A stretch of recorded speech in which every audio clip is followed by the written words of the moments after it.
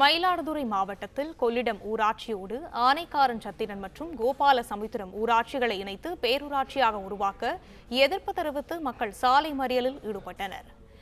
இதை பற்றின மேலும் விவரங்களை எமது செய்தியாளர் தமிழரசன் வழங்க கேட்கலாம். தமிழரசன், வணக்கம். விவரங்கள் என்ன பகிரலாம்? வணக்கம். ஆனைக்கார் சத்திரம் மற்றும் கோபால் சத்திரம் ஊராட்சியை இணைத்து கொள்ளிடம் பேரூராட்சியாக உருவத்திற்கு எதிர்ப்பு தெரிவித்து அரசாணையின் 204 ரத்து செய்ய வலியுறுத்தி பார்த்தீங்கன்னா 2 ஊராட்சியை சேர்ந்த பொதுமக்கள் மற்றும் அரசியல் கட்சியினர் வந்து சாலை மறியல் போராட்டத்தில் ஈடுபட்டிருக்காங்க. மயிலாடுதுறை மாவட்டம் சீர்காழி ஒன்றியத்துக்குட்பட்ட ஆனைக்கார் சத்திரம் ஊராட்சியில் 14 வார்டுகளும் கோபால் சத்திரம் ஊராட்சியில் 10 வார்டுகள் என 24 வார்டுகளை வந்து கொள்ளிடம் பேரூராட்சியாக உருவாக்குவதற்கு கடந்த 31ஆம் தேதி அரசாணை வெளியிடப்பட்டது. இதற்கு எதிர்ப்பு தெரிவித்து 2 ஊராட்சி மக்களும் மற்றும் அரசியல் கட்சிகளும் வந்து கொள்ளிடம் கடைவீதியிலிருந்து பேரணியாக வந்து கொள்ளிடம் ஊராட்சி ஒன்றிய அலுவலகத்துக்கு வந்துங்க. ஊராட்சி ஒன்றிய அலுவலக வாயிலில் வந்து பார்த்தீங்கன்னா திடீர் சாலை மறியல் போராட்டம் ஈடுபட்டனர்.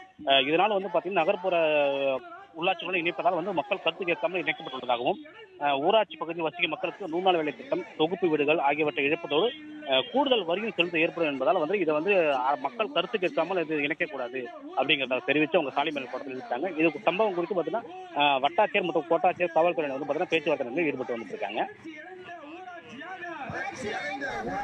விவரங்களை வழங்கியமைக்கு நன்றி தமிழரசு.